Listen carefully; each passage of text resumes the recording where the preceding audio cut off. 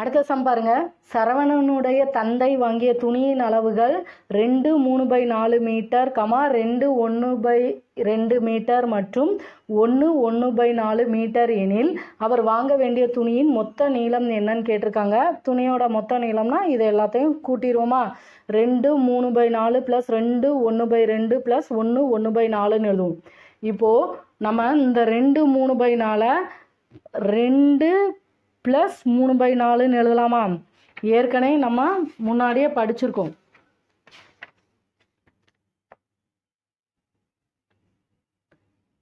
கலப்பு பின்னம்னா ஈவு ப்ளஸ் மீதி பை வகுக்கும் எண்ணுன்னு போடுவோம். அதுக்கப்புறம் இப்போ எடுத்துக்காட்டுக்கு ஈவு தான் இந்த 2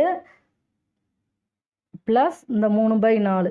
இதை தான் நம்ம 2 3/4ன்னு எழுதுவோம். ஆனால் தான் இந்த 2 3/4 நம்ம 2 + 3/4ன்னு எழுதலாமா? அடுத்து ப்ளஸ் இந்த 2 1/2 2 + 1/2ன்னு எழுதலாம். அடுத்து ப்ளஸ் 1 1/4 1 + 1/4ன்னு எழுதலாம். அடுத்து பாருங்கள், முழு எண்ணாக கூட்டிடலாம். 2 2 கூட்டினா 4, 4 1 கூட்டினா 5 ப்ளஸ் இந்த 3/4 ப்ளஸ் 1/2 ப்ளஸ் 1/4. இப்போ கீழே பார்க்கணும், பகுதி வேறு வேறையாக இருக்கனால மீச்சமாக எடுக்கணும். 4 2 4 மீச்சமாக எடுத்தோம்னா ஃபஸ்ட்டு 2ஆல் போட்டோம்னா 2 4 1 2 2 4. அடுத்து 2ஆல் போட்டோம்னா 1 2 1 1. இப்போ மீச்சமாக வந்து 4. 5 ப்ளஸ் கீழே வந்து மீச்சமாக வந்து 4. ஃபஸ்ட்டு இதில் பாருங்கள் 3/4 கீழே 4 இருக்கனால அந்த 3 அப்படியே எழுதிடுவோம். ப்ளஸ் ரெண்டாவதுல வந்து பகுதி வந்து 2 இருக்குது. இதை 4ஆக மாற்றோம்னா 2ஆல் பெருக்கும். அப்போ மேலே 2ஆல் பெருக்கும். இப்போ 1 2 ப்ளஸ் 3ஆவதுல கீழே 4 இருக்கனால மேலே 1 அப்படியே எழுதிடும். இப்போ 5 ப்ளஸ் 3 2 கூட்டினா 5 5 1 கூட்டினா 6/4ன்னு வரும். இப்போ இதை அடிக்கலாம்ல, 2ஆல் அடித்தோம்னா 3/2. 5 ப்ளஸ் 3/2ன்னு எழுதுவோமா? அடுத்து பாருங்கள், இங்கே வந்து பகுதியை விட தொகுதி பெருசாக இருக்குது. அப்போது இதை வந்து நம்ம கலப்பு பின்னமாக மாற்றலாம். இப்போ 5 ப்ளஸ் இந்த 3/2 1 2 மீதம் 1 1 1/2ன்னு எழுதலாமா? அடுத்து பாருங்கள், முழு எண்ணை கூட்டிடுவோம். 5 1 கூட்டினா 6 1/2. இப்போ ஆன்சர் வந்து 6 1/2ன்னு வரும் மீட்டர். சமெல்லாம் ஒரு தடவைக்கு 2 3 தடவை செஞ்சு பாருங்கள், ஈஸியாக இருக்கும். இந்த ஸ்டெப் பாருங்கள். 5 ப்ளஸ் இதை கூட்டணும்னா நமக்கு 6/4ன்னு வரும். இதை நம்ம அடிக்கலாமான்னு பார்க்கலாம். 2ஆல் அடிக்கலாம். அப்போ நமக்கு 2ஆல் அடித்தோம்னா 3/2ன்னு கிடைக்கும். 5 ப்ளஸ் 3/2ன்னு எழுதுவோம். இது வந்து நமக்கு கீழே 2ன்னு இருக்குது, மேலே 3. பகுதியை விட தொகுதி பெருசாக இருக்குது. அப்போ இது வந்து தகா பின்னம். இதை வந்து நம்ம கலப்பு பின்னமாக மாற்ற முடியும். கலப்பு பின்னமாக மாற்றோன்னா 3 2ஆல் வகுப்போமா? 2 2 மிச்சம் மீதி வந்து 1 இருக்குது. இப்போ கலப்பு பின்னம் எப்படி எழுதுவோம்? ஈவை ஃபஸ்ட்டு எழுதுகிறோம். அடுத்து மீதி அது பை எந்த நம்பரால் வகுக்கிறோமோ அதை போடுவோம். இப்போ 5 ப்ளஸ் 1 1/2ன்னு வரும். அடுத்து முழு எண்ணாக கூட்டிக்கிடுவோம். ஏன்னா இந்த 5 ப்ளஸ் இந்த 1 1/2 எப்படி எழுதுவோம்? 1 ப்ளஸ் 1/2ன்னு எழுதுவோம். அடுத்து இந்த 5 1 கூட்டினா 6 1/2. அப்போ நமக்கு வர்ற மதிப்பு வந்து 6 1/2 மீட்டர். அடுத்த சம் பாருங்க. எடுத்துக்காட்டு 13. 3 2/4 ப்ளஸ் 7 2/5 இதை கூட்ட சொல்லியிருக்காங்க. இதை எப்படி எழுதலாம்? நம்ம 3 ப்ளஸ் 2/4ன்னு எழுதுவோம். ப்ளஸ் இந்த 7 2/5 7 ப்ளஸ் 2/5. இப்போ முழு எண்ணை கூட்டினோம்னா 3 7 கூட்டினா 10 ப்ளஸ் இந்த பின்னத்தை கூட்டுவோம். 2/4 ப்ளஸ் 2/5. இந்த 10 அப்படியே எழுதிடுவோம். கீழே பகுதி 1 போல் இருந்தால் ஈஸியாக கூட்டிடலாம். வேறு வேறையாக இருக்கனால நம்ம மீச்சமாக எடுப்போம். 4க்கும் 5க்கும் மீச்சமாக எடுத்தால் 20.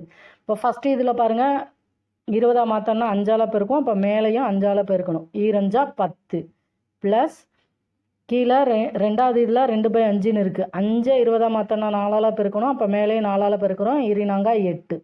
இப்போ நமக்கு 10 ப்ளஸ் 18/20ன்னு இருக்குது. இதை அடித்தோம்னா 9 18 12 20. 10 ப்ளஸ் 9/10ன்னு கிடைக்கும். நம்ம இதை எப்படி எழுதலாம்? இந்த ப்ளஸ் சிம்பிளை எடுத்துகிட்டு 10 9/10ன்னு எழுதுமா? இப்போ ஆன்சர் வந்து 10 9/10. அடுத்த சம் பாருங்க.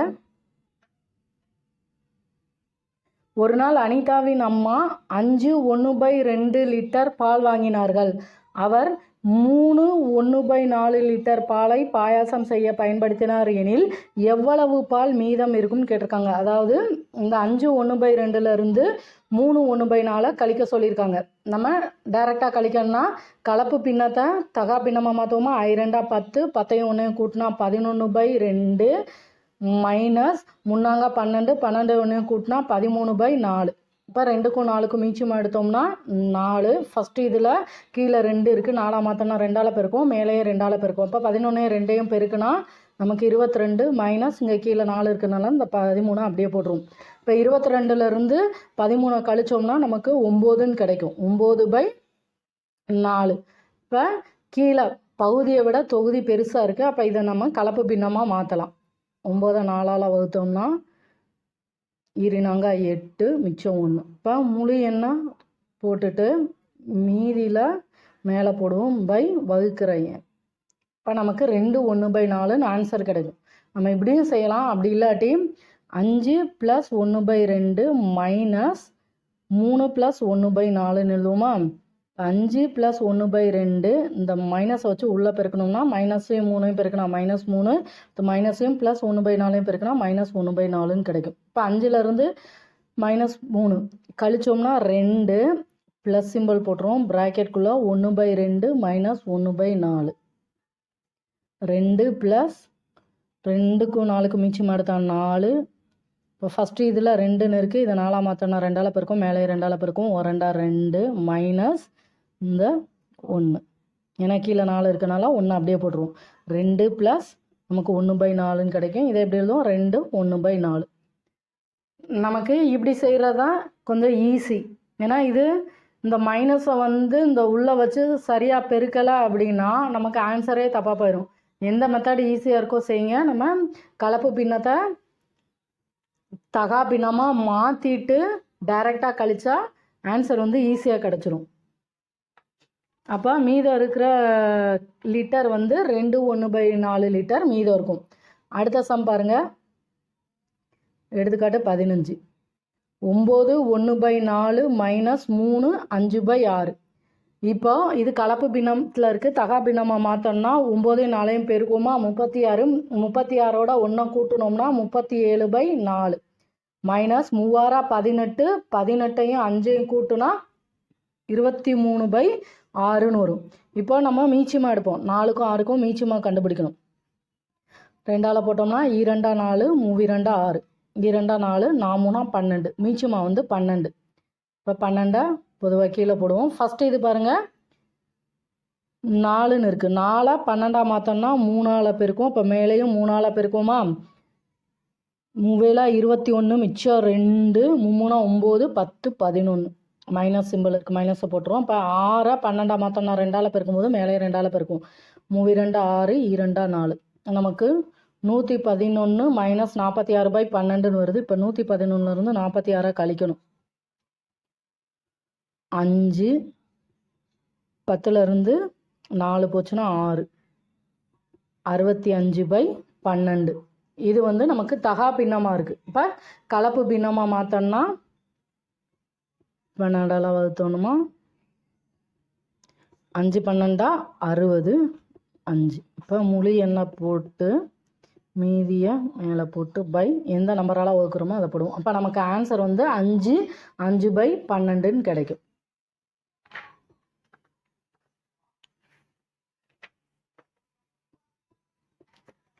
அடுத்து பாருங்க பெருக்கல்.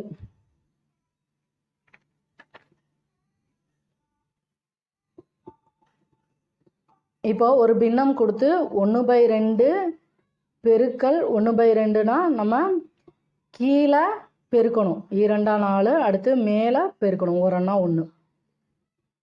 இப்போ 3 × 1/2னா இங்கே கீழே ஒன்றுமே இல்லாட்டி 1 இருக்கதா அர்த்தம். 3 1 பெருக்கினா 3/1 2 பெருக்கினா 2. இதுக்கு முன்னாடியெல்லாம் நம்ம கூட்டலில் என்ன பார்த்துருப்போம்?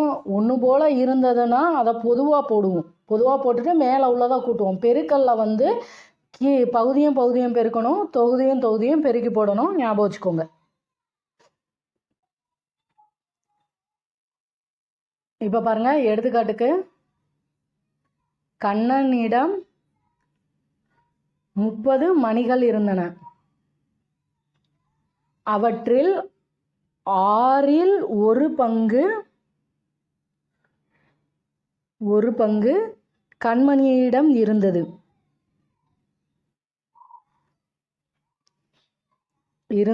எனில் கண்மணியிடம் இருந்த மணியின் பங்கு என்னன்னு கேட்டிருக்காங்க. இருந்த மணிகள் எத்தனை? அதாவது கண்ணன்கிட்ட 30 மணி இருக்கு. அந்த 30 மணியில் 6ல் ஒரு பங்கு கண்மணிகிட்ட இருக்குன்னா கண்மணியிட இருந்த மணி என்னன்னு கேட்டிருக்காங்க. கண்ணனிடம் இருந்தது 30 × 6இல் ஒரு பங்கு கண்மணிகிட்ட இருந்தது. இதை ரெண்டே பெருக்கிட்டா நமக்கு கண்மணிகிட்ட இருந்தது எத்தனைன்னு கிடச்சிரும். இப்போ 1 6 5 30. இப்போ கண்மணிகிட்ட இருந்தது 5 மணிகள். அடுத்து சூழல் 3ன்னு சொல்லி பின்னத்தை மற்றொரு பின்னத்தால் பெருக்குதல்னு சொல்லி கொடுத்துருக்காங்க பாருங்க. சுனிதா தன்னுடைய 3 நண்பர்களுக்காக இனிப்பகத்தில் இருந்து 3/4 கிலோகிராம் இனிப்பு பொட்டலங்களை வாங்கினார். ஆனால் அவருடைய இல்லத்திற்கு 6 நண்பர்கள் வந்தனர். எனவே அவர் ஒவ்வொரு 1/4 கிலோகிராம் எடையுள்ள இனிப்பு பொட்டலங்களை சரிபாதியாக பிரிக்க தீர்மானித்தார். அவர் இவ்வாறு செய்தால் அவருடைய ஒவ்வொரு நண்பர்களும் பெறும் இனிப்பு பொட்டலத்தின் எடை என்னவாக இருக்கும் கேட்டிருக்காங்க. அதாவது சுனிதாங்கிறவங்க 3/4 கிலோ பொட்டலம் வாங்குறாங்க.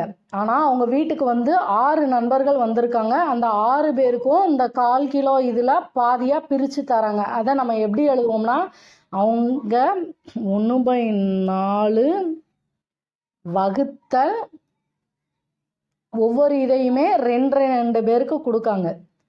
இப்போ 1/4 × இந்த வகுத்தலில் இருக்கிறது நம்ம பெருக்கல்லாம் மாற்றணும் போது 1/2 மாறிடும்.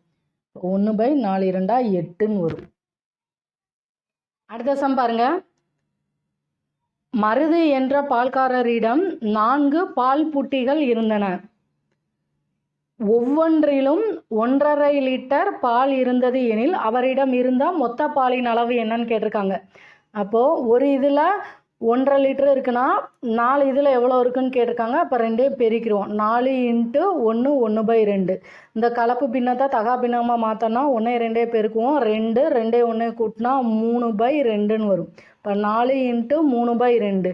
இப்போ பாருங்கள், நம்ம கீழே 1 இல்லாட்டி 1 இருக்கதா அர்த்தம். இப்போ 4 12/2. இப்போ அடித்தோம்னா 1 2 6 12 6 லிட்ரு பால் இருக்கும். இப்படி பெருக்கியும் அடிக்கலாம், இல்லாட்டி நம்ம டேரெக்டாகவே அடிச்சிடலாம். 1 2 இங்கே 2 4. இப்போ 2 3 பெருக்குனா 6 லிட்டர். அடுத்து பாருங்கள், எடுத்துக்காட்டு 17. ஒருவர் 3/4 கிலோகிராம் அரிசியை 3 பைகளில் சரிசமமாக பிரிக்கிறார் எனில் ஒவ்வொரு பையிலும் எவ்வளவு அரிசி இருக்கும்னு கேட்டிருக்காங்க. இதுக்கு முன்னாடி பாருங்கள், ஒருத்தர் 4 பால் புட்டி வச்சுருக்காங்க. ஒவ்வொரு பால் புட்டிலையும் 1.5 லிட்ரு இருந்தால் அவங்கக்கிட்ட 4 இதுலேயும் எவ்வளோ இருக்குங்கிறதுனால நம்ம பெருக்கியிருப்போம். ஆனால் இவங்க கொடுத்தது ஒரு பையில் 3/4 கிலோகிராம் அரிசி இருக்குது. அதை 3 பையிலையும் பிரிக்கணும் அப்படின்னு சொல்லியிருக்காங்க. மொத்தத்தை 3 இதாக பிரிக்கணுங்கும்போது நம்ம 3/4 3ஆல் வகுப்போம். இப்படி வகுத்தா தான் நமக்கு ஒவ்வொரு பையிலையும் எவ்வளவு இருக்குன்னு தெரியும். இந்த 3/4 என்ன பண்ணுவோம், முன்னாங்க 12 12 கூட்டுனா நமக்கு 15/4ன்னு கிடைக்கும். இந்த வகுத்தலில் இருக்க 3 பெருக்கல்லாம் மாற்றோம்னா நமக்கு 1/3ன்னு எழுதுவோம். ஏன்னா வகுத்தலை பெருக்கலாக மாற்றும் போது இந்த 3ஓட தலைகீழியாக போடும்போது × 1/3.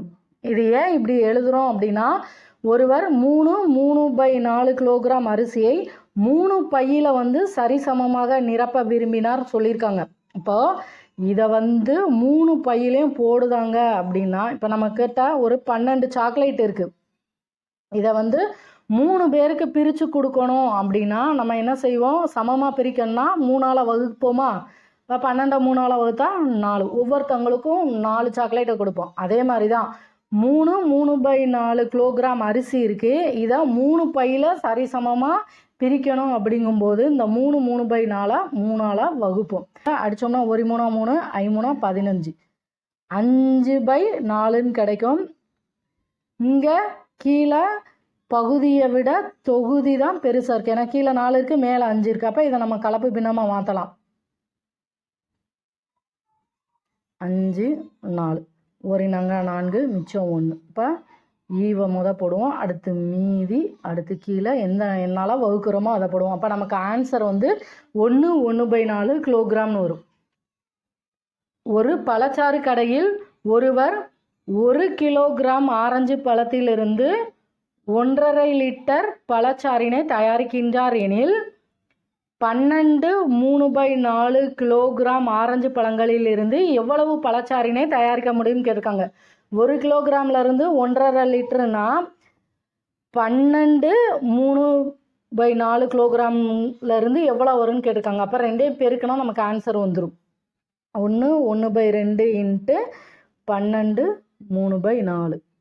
இப்போ 1 2 2 1 கூட்டுனா 3/2 இன்ட்டு 12 4 2 8 1 4 48 3 கூட்டுனா நமக்கு 51/4ன்னு கிடைக்கும். இப்போ பெருக்கணும்னா 1 3 3 5 15/8ன்னு கிடைக்கும். இப்போ வகுத்தோம்னா 153 8. ஏன்னா இது வந்து பகுதியை விட தொகுதி வந்து பெருசாக இருக்குது. அதனால் கலப்பு பின்னமாக மாற்றணும். 1 8 மிச்சம் 7 3 இறக்குவோமா? 9 72 மிச்சம் 1. இப்போது 19 1/8ன்னு ஆன்சர் கிடைக்கும். அடுத்து பாருங்க, கந்தன் 1/2 துண்டு கட்டிகையை 2 நபர்களுக்கிடையே பகிர்கின்றார் எனில் ஒவ்வொருவருக்கும் கிடைக்கும் பங்கு என்னன்னு கேட்டிருக்காங்க. இப்போ 1/2 பங்கை 2 பேருக்கு பிரித்து கொடுக்காங்க. அப்போ அதை வந்து நம்ம வகுப்போம். 1/2 போட்டு 2ன்னு போடுவோம். ஏன்னா இந்த 1/2 துண்டை 2 பேருக்கு கொடுக்குறாங்க. அடுத்து பாருங்கள், 1/2 அப்படியே போட்டுருவோம். இந்த வகுத்தலில் இருக்க 2 பெருக்கல்ல மாற்றோம்னா இதோட தலைகீழே போடுவோம். இன்ட்டு 1/2ன்னு போடுவோம். அப்போது 1 பெருக்குனா 1/2 4. இப்போ அவங்களுக்கு கொடுக்குற பங்கு வந்து ஒவ்வொருத்தவங்களுக்கும் 1/4.